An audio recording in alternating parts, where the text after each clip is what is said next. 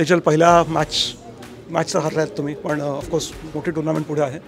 मला स्पेशली 2 प्लेयर्सबद्दल बोलायचं आहे, यंग प्लेयर्स तुमच्या टीममधल्या. एक तर ईश्वरी आणि मुक्ता, त्यांच्याबद्दल काय सांगा? ईश्वरी अवसरे आपण सगळे तिला ओळखताच की ती आत्ता T20 जे अंडर-19 वर्ल्ड कप विनर आहे. सो तिने आज जो आय गेस ती लवकर आऊट झाली, बट तिने फिल्डिंग केली किंवा जे असेल की तिने क्रुशल स्पेल टाकून दिले.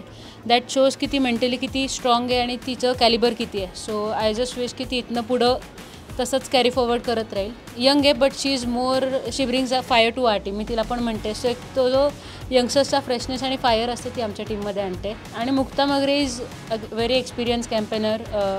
ती महाराष्ट्रासाठी ऑलमोस्ट 12 वर्ष आता कन्सिस्टंटली सिनियर टीमसाठी पण खेळत आली आहे.